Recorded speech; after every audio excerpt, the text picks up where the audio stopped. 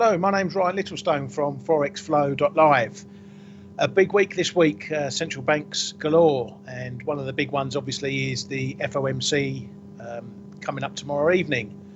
This is going to be a very, very big event because a lot of the market is now expecting rate cuts from the Fed sometime this year, as early as July.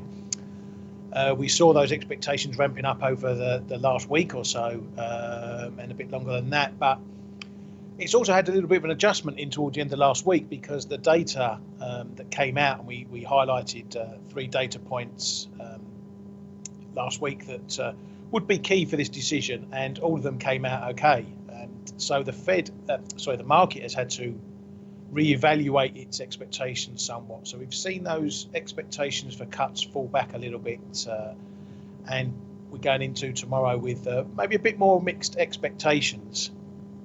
Trading wise for this one, I'm currently short bonds, US 10-year bonds.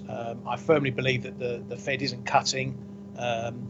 They may indicate that they're going to keep an eye out for the risks that are evolving, but I don't believe they're going to cut, definitely not tomorrow, and I think it's a very, very slim chance that they cut on Wednesday. So I'm positioning myself in bonds, mainly because I think the yields will bounce, and especially in the 10 years will bounce.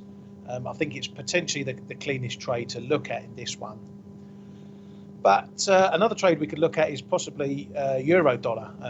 We've just seen today ECB's Draghi has come out to the conference in Portugal with some very dovish remarks that the market's taken on board.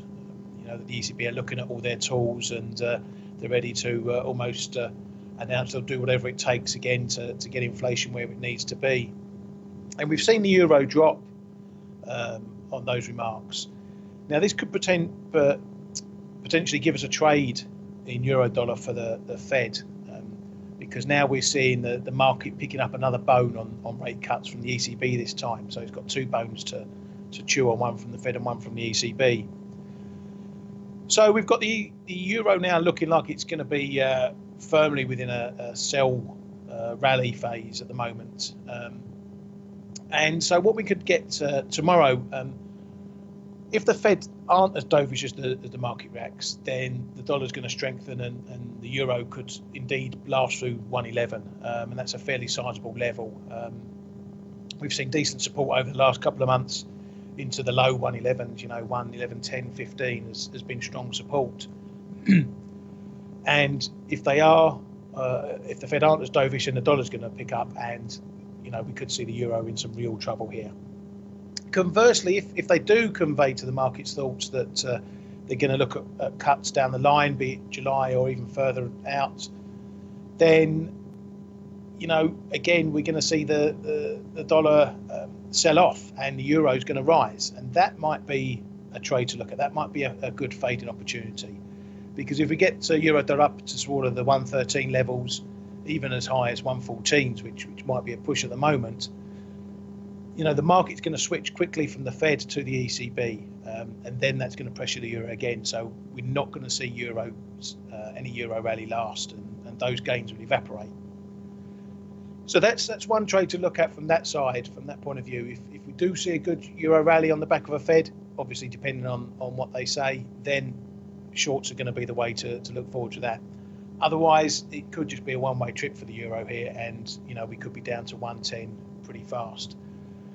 The only caveat I would suggest is that we are seeing the market swing,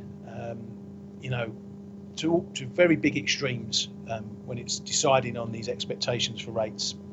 We saw it with the Fed. We're possibly going to see it with the ECB and the euro.